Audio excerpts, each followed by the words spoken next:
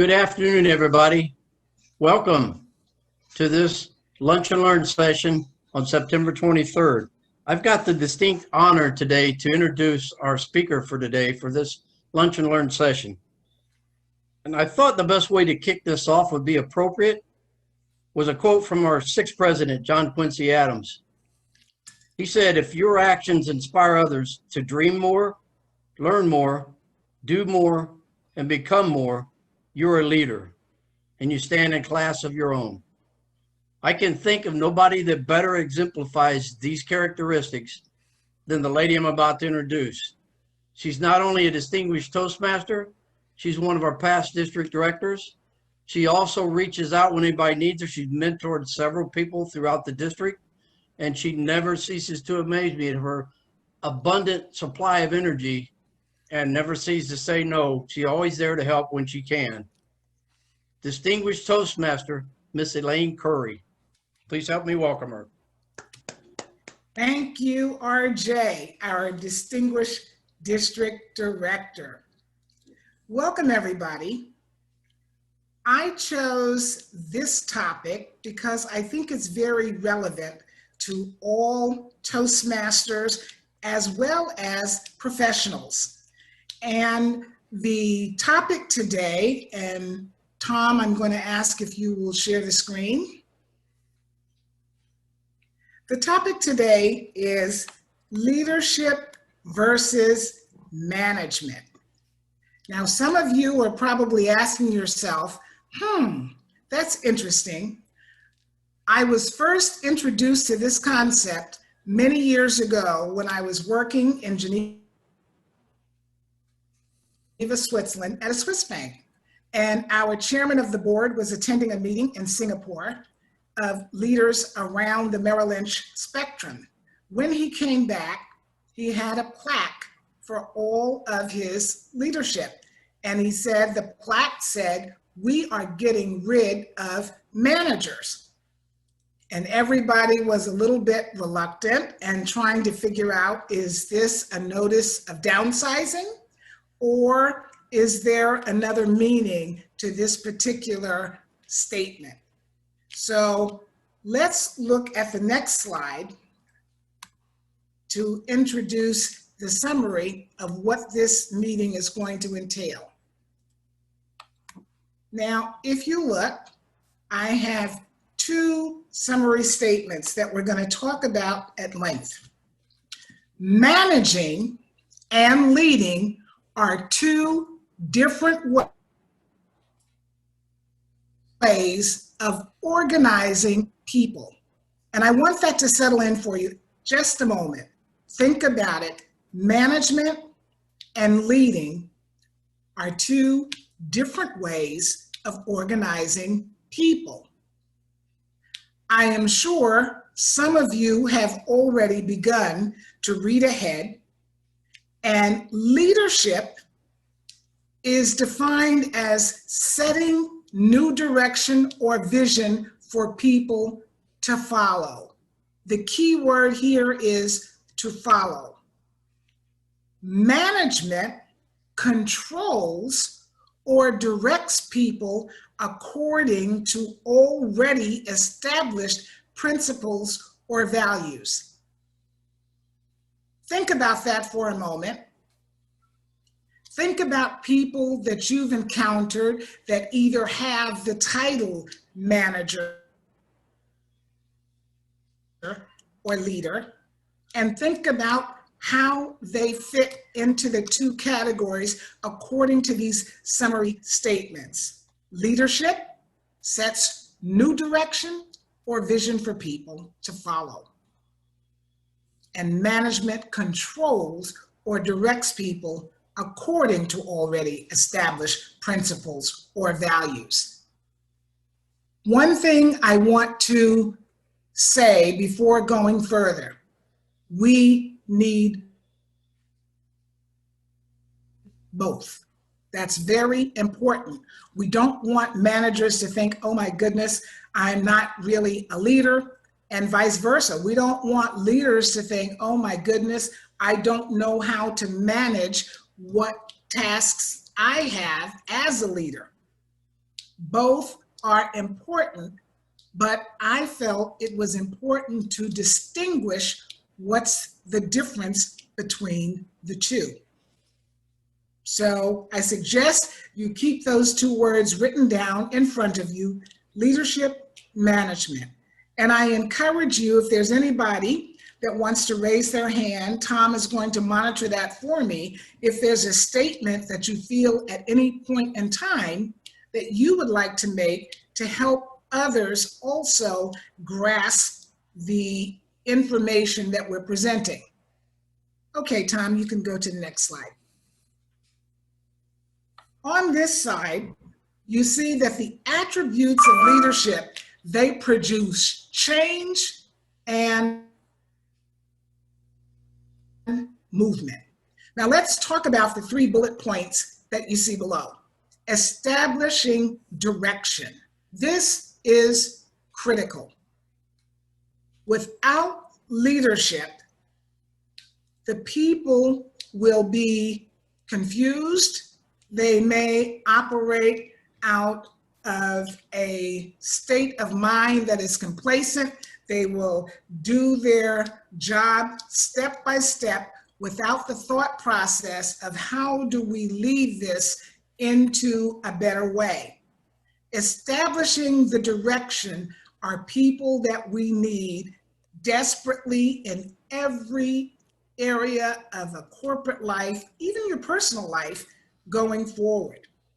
If you'll notice, when you file your income tax return, the income tax return has a phrase they use, head of household.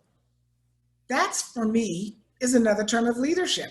That's the person that establishes how we're going to financially determine who pays the higher taxes based on the number of dependents that they're claiming, how we're going to divide the budget, although it's not always the head of household in every household. However, the implication is that person, when you're filing your tax return, is considered the person that they're going to look to for the leadership of that home and how the taxes are assessed. If it's too little, you're going to owe the IRS. If it's too much, they're probably thinking, good job, and you're going to get a return. It doesn't always happen that way, but so goes life. And I hope after this session, you will think more about what role is being played as leader. The second point is to align the people that are involved in what's happening. If the leader has established a vision and is now directing the people forward, that leader is going to look for the right people to handle different parts of making this vision happen. It is so important, and I'm sure that people like Tom, who's a past district director, people like RJ, who is currently a district director, can tell you the importance of aligning people up under their leadership. And remember, I told you to focus on the word follow. Leaders need followers. They're not meant to lead and walk alone. They are meant to lead with followers that they have identified can embrace the vision. They align the proper people up. And sometimes we don't always get it right. Sometimes we think that that person is going to do a great job, and we find out that they really don't have the capacity. The timing may not be right, not because they're not a good leader, but sometimes we get it wrong in determining who should we put in what position. Leaders should not despair.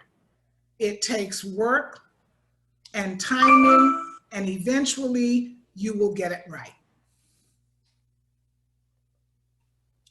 Motivating and inspiring. This is key and dear to my heart. I consider myself a motivational speaker. And therefore, I consider myself an inspiration to many people. And that's not said out of vanity.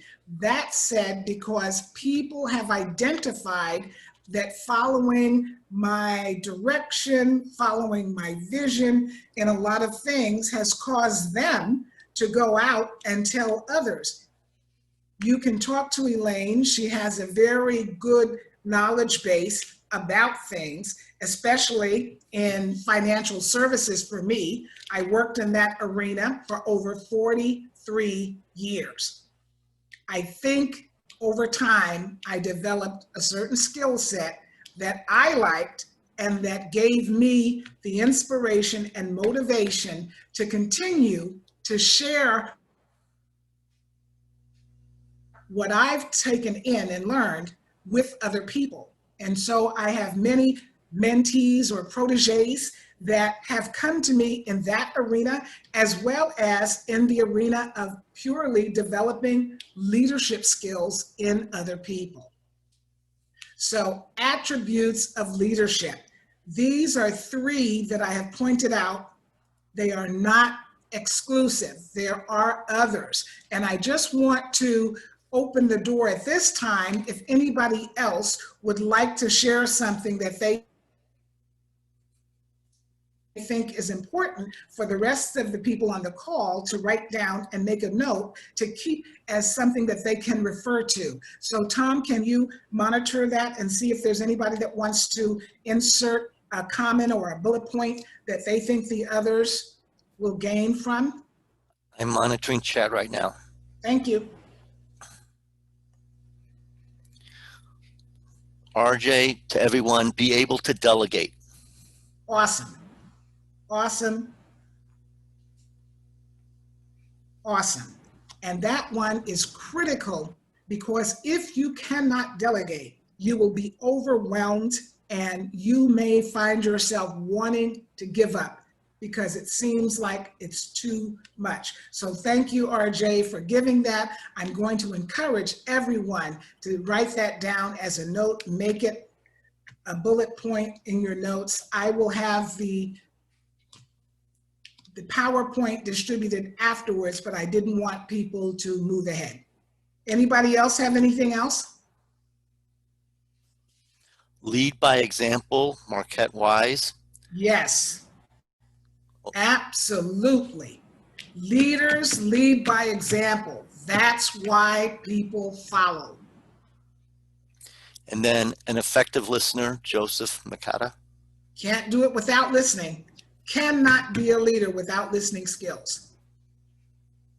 These are great, and this is what this session is meant to do, to stimulate your thought process, to make yourself a list, and remind yourself over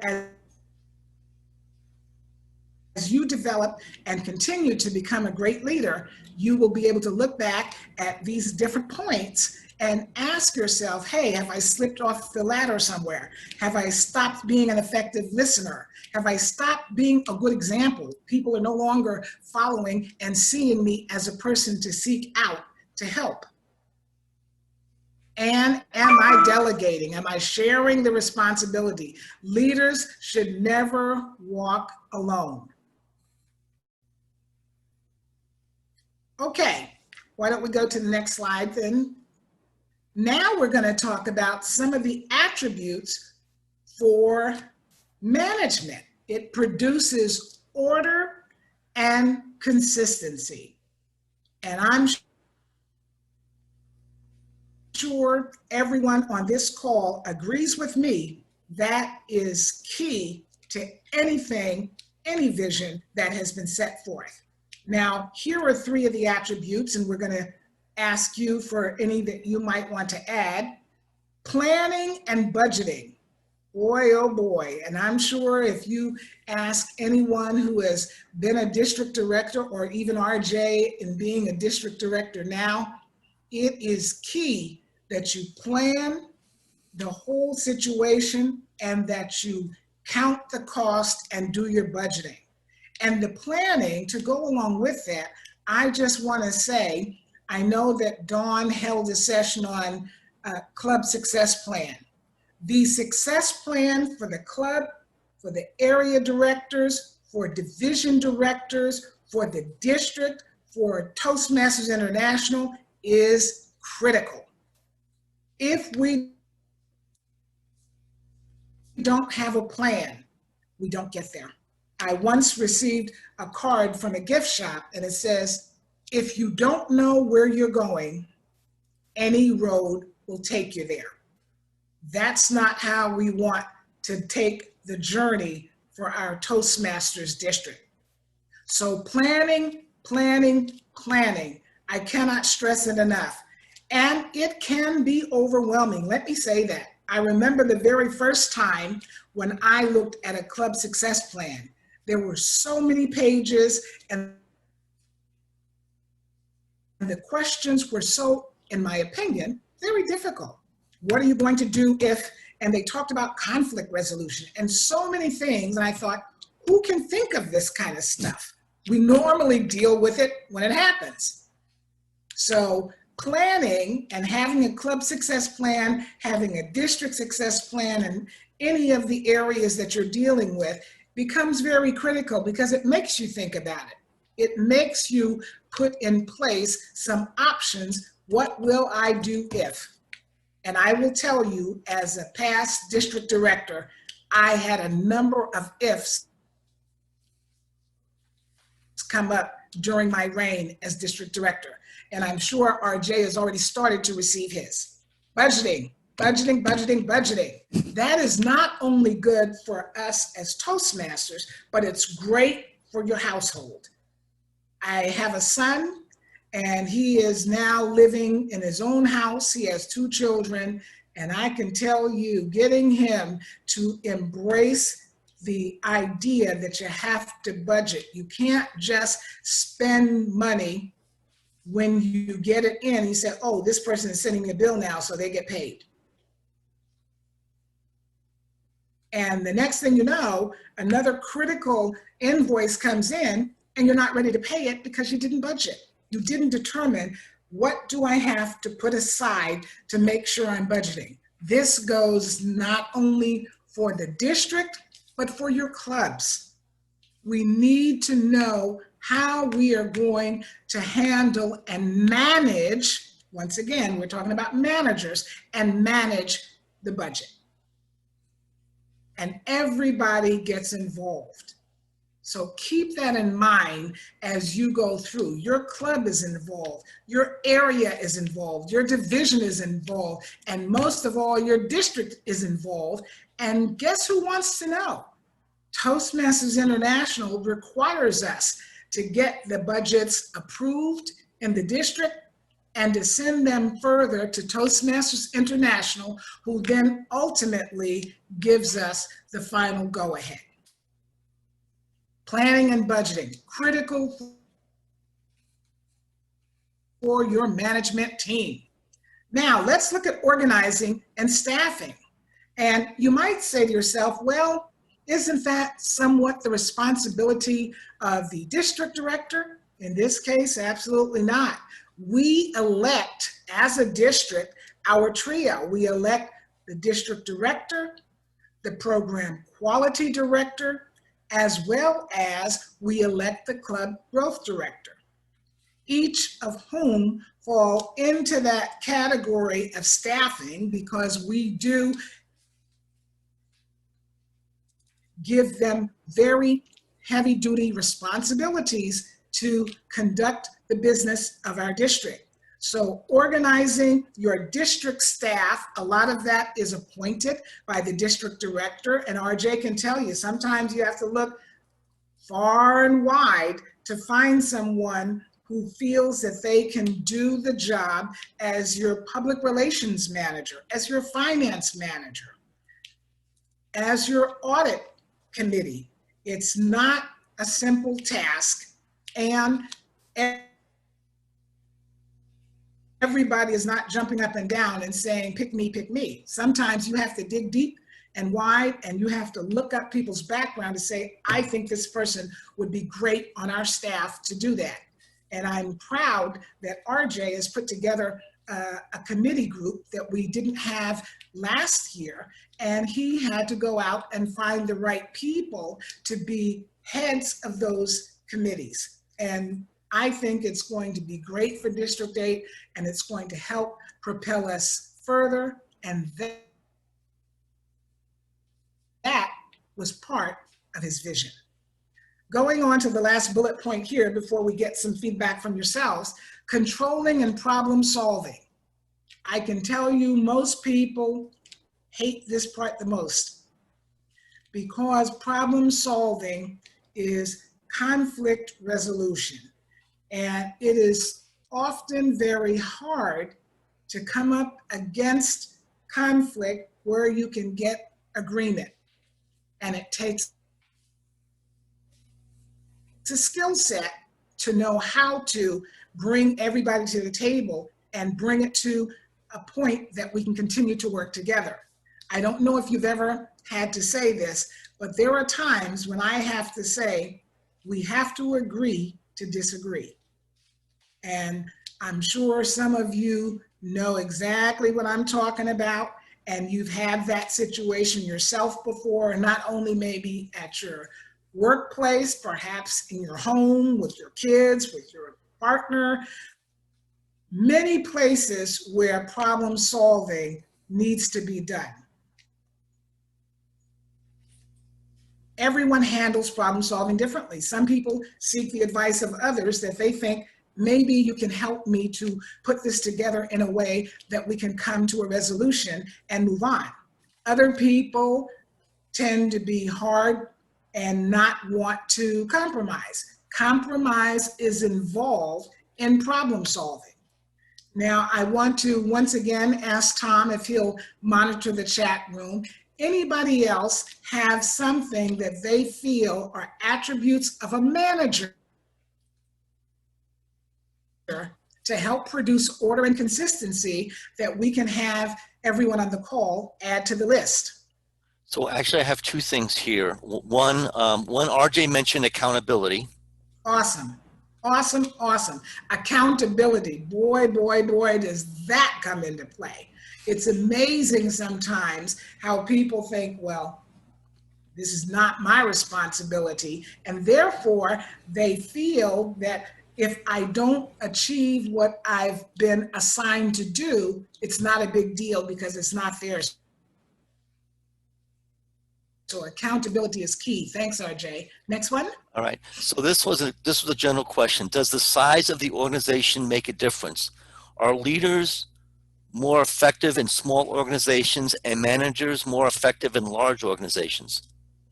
That's a very good question, and I'm going to give it to you from my opinion. There is no right or wrong. I have had the privilege of working in both a very, very large organization as well as a very small organization. And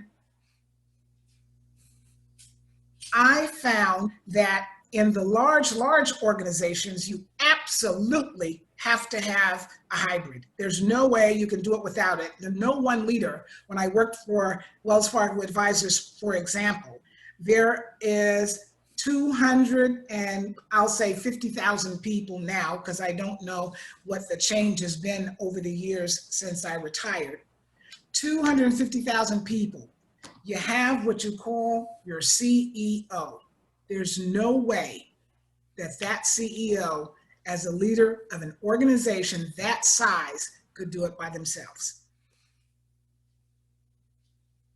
So what do they have? They have layers of leaders. They have the leader at the top who sits with that person's immediate staff, and they come up with visions for all the different areas of the organization, who then pass it down to other leaders. And at some point, you get to the level where you're dealing with the managers who are executing the vision.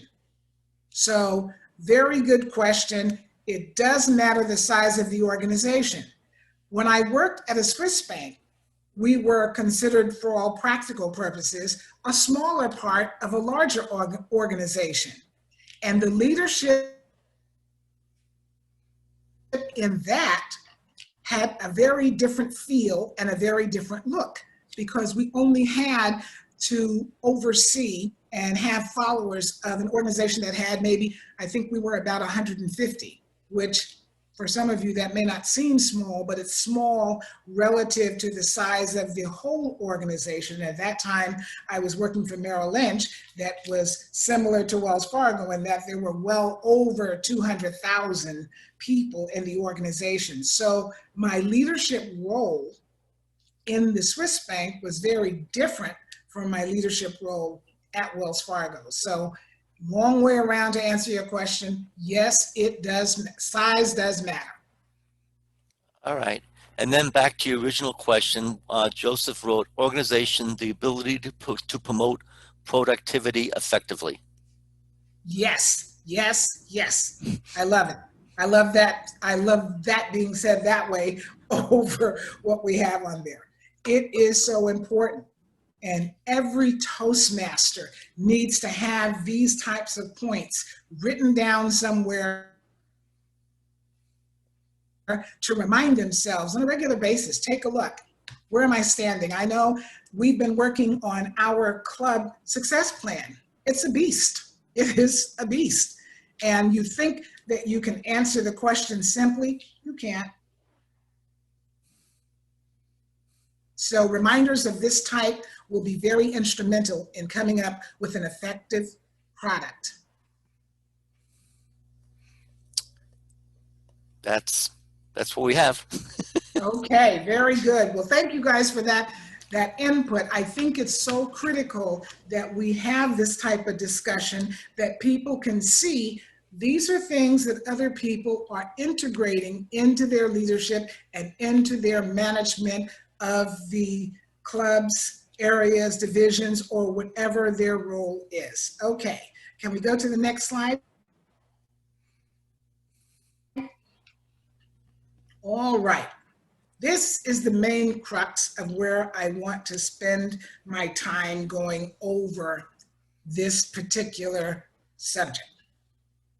If you'll notice, you have leadership in the blue color on the left, management on the right, and there was an attempt to match up what are the differences. But we're going to focus first, what are the common attributes? And you'll notice that where the two circles overlap, the light green area in the middle, I have put those 3 bullet points on the side. The common goal is to accomplish the goal. That's why having a written vision that everybody can see and share is important to making sure that we're all reaching for the common goal. Mobilizing resources. We have to get everybody doing their part. Otherwise, the vision lags, falls behind, and we may find ourselves at the end of a Toastmaster year or at the end of a calendar year, depending on if it's your corporate environment, not reaching the people that we need to be moving things along.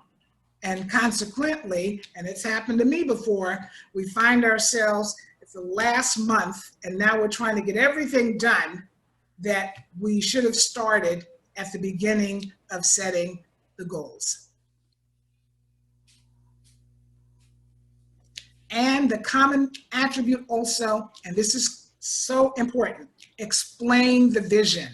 Too often people said, I'm not sure what we're trying to do and where we're going with this. And I don't know if any of you have ever had that happen to you, but in my opinion, that comes from a leader that may need some training to learn how to make sure that that vision was properly communicated to the management who is going to eventually have to make it happen. So let's look at the points under leadership in the blue circle. Focus on goals. That's what leaders do. They establish the goals and they stay focused on them. So while you may find management working furiously to get things done, The leader is focusing on the goal and may come in and disturb your plans because they realize this is not what I was looking to happen. Don't be dismayed. Leaders do that. They have to sell the vision. They have to make people want to be able to participate in helping that vision come to fruition. That's so important. Otherwise, you have a lot of stopgaps. You have a lot of standstill while people are arguing back and forth. Maybe the leadership and the management are arguing back and forth. So it's very important for the leadership to sell the vision that everybody is on board. They take risks. Sometimes you will determine, hey, let's try this, and it's okay. It's just that. Sometimes it's a try. An example of a situation that I was placed in many years ago when I was still in the workforce, we wanted to change the structure, close our operations, and put the people in operations in the front together with financial advisors. So somebody who used to be responsible for account opening became a client advisor working with a financial advisor. And because they knew account opening so well, it made a good fit. Well, the group that I was promoting that to hated the idea, completely hated it. I need my account opening clerk. I need my bookkeeper. I don't want this person out here trying to do what I'm doing, supporting the client. And I had to sell this vision to the branch manager. And he said, you don't have a lot of support for it. I said, do me one favor. Let me make my case. Let me ask for 6 months of operating in that way. If it doesn't work, nothing says we can't go back. The rest, they say, is history. It ended up changing the whole international branch office structure. Leaders have to take risks, and they have to believe in what they're putting out there.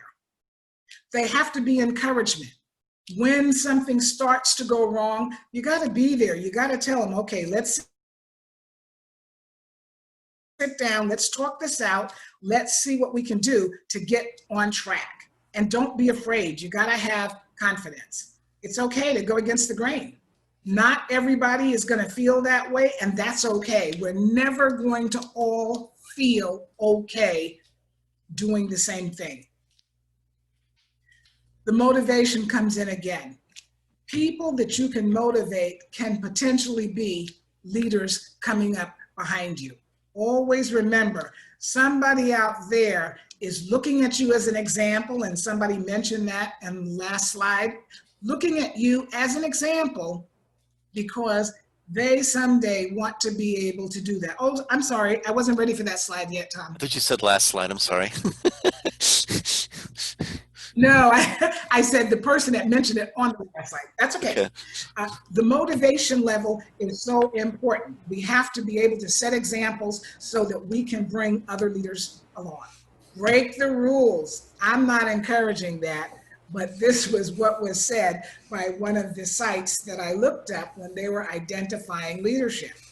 I am encouraging us maybe to go against the grain, but when the rules are set, it's kind of hard because it's not our organization alone, and we don't want to set the wrong example.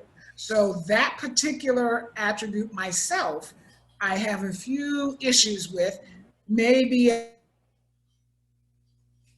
I might take those rules that I'm thinking should be changed and approach higher leadership to see what we can do to come to a compromise and a conclusion that we both can live with.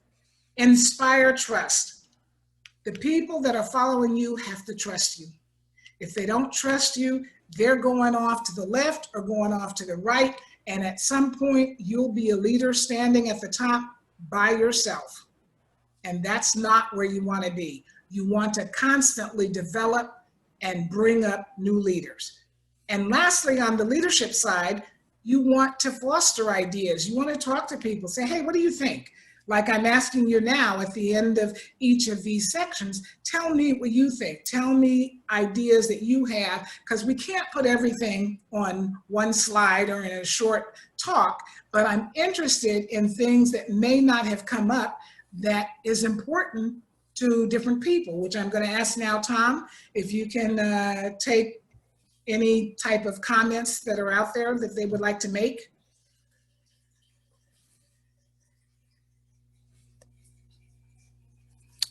RJ wrote respect, earn respect. Whoa, yes, sir. And you need that as a leader. People have to respect the leader. Otherwise, it's a setup for failure. And that's damaging to a leader. A leader that doesn't feel like they were successful go through a lot emotionally as well as physically. It's really hard when you don't get the respect. Anybody else, Tom? Nope. All right, you leaders. Okay, I'm going to quickly go through the management one. I think we discussed that in quite good detail. Let's say managers, as you can see, side by side, we've kind of put the manager's role next to the leader's role. And I'll just go down the list. You can read it also when you get the actual PowerPoint, but they focus on the tasks at hand. And they tell it to the people that are on their team. They minimize risks, and the leadership takes risks. So leadership needs management to help bring them in sometimes. They provide the instruction to the people that are on their team, and everybody goes with the flow. That's what the manager does. It takes you along with the flow. They approve what has ultimately been decided by all the team members. They follow the rules. They don't break the rules. And if they do, they may be in trouble. They expect control, and they assign those tasks out. So I don't want to dwell on those. I just want you to know those are some of the key differences between what your leadership is doing and what your management is doing. And we've already spoken about where they overlap with common attributes. Do I have any questions or comments before we go to the next slide? Nothing right now. Very good, thank you. Let's go to the next slide.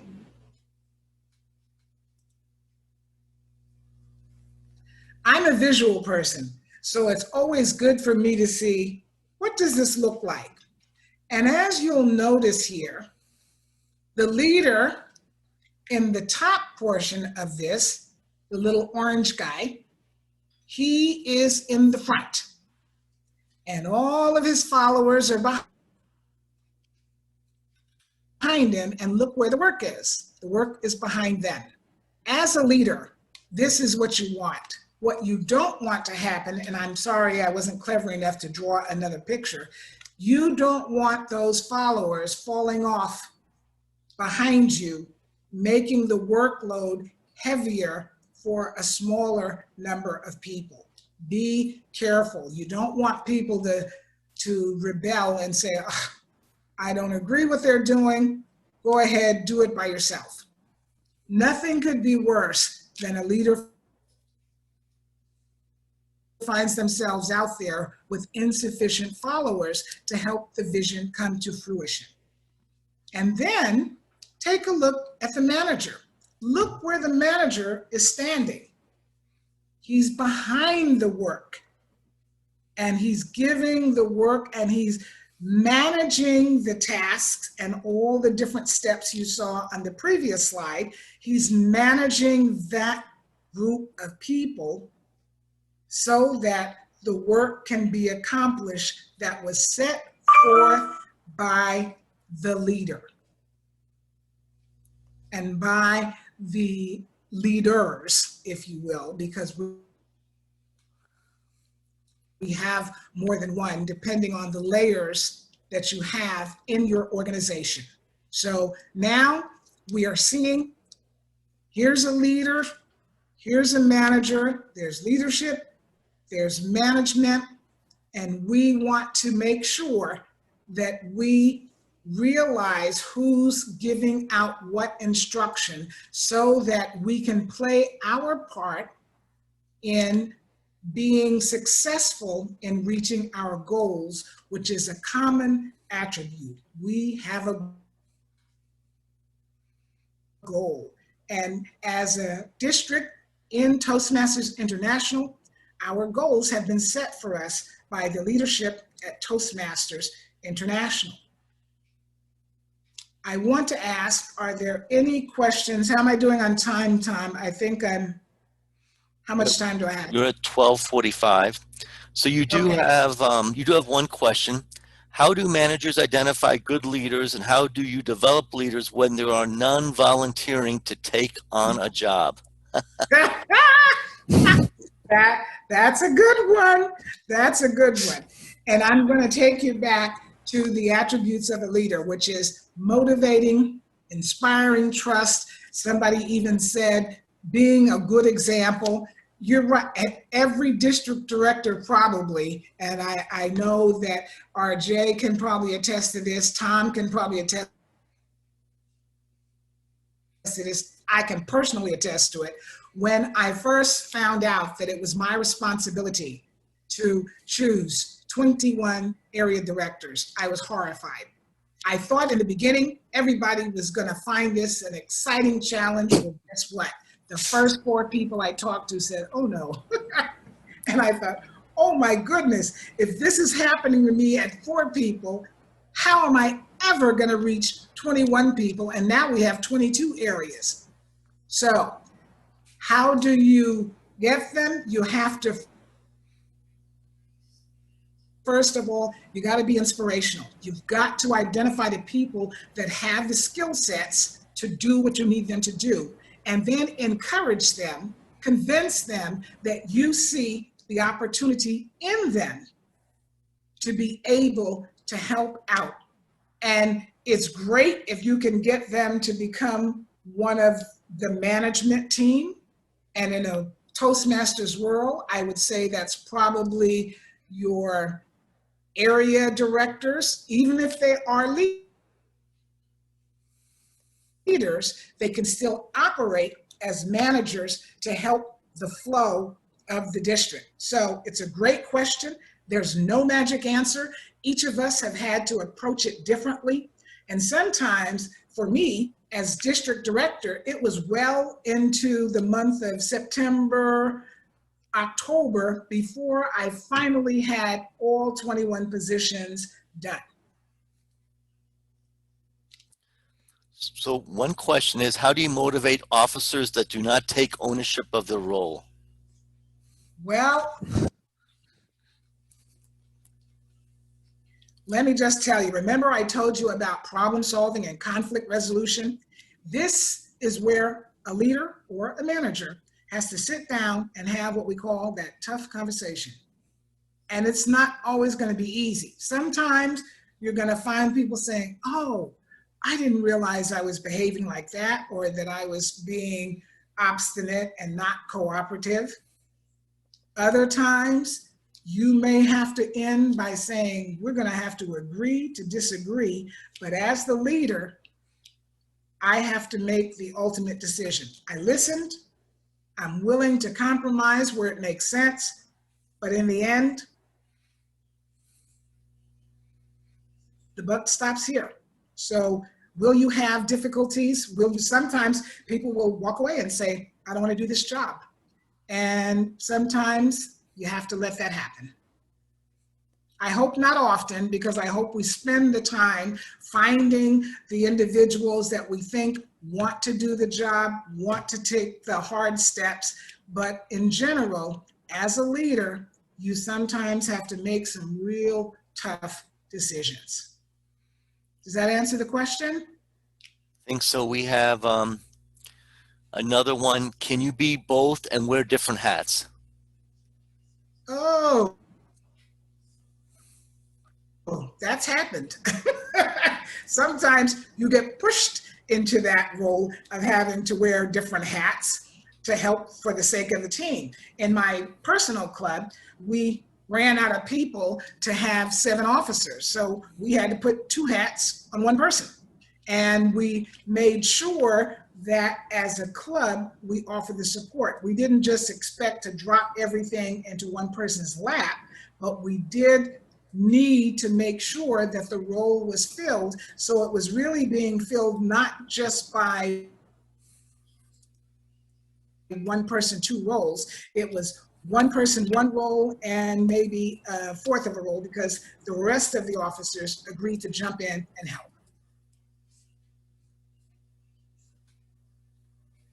Any other questions?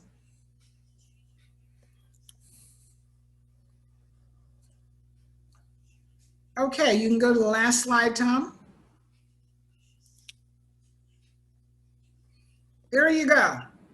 Who are Toastmasters? We are leaders in the making. And as you know, the Toastmaster tagline says, where leaders are made. And I thank each and every leader that's on the call today. I appreciate you coming and hearing this out and giving some of your insight so that we all can grow and develop in our leadership. And at this point, I say thank you very much. And I'll turn it back over to RJ.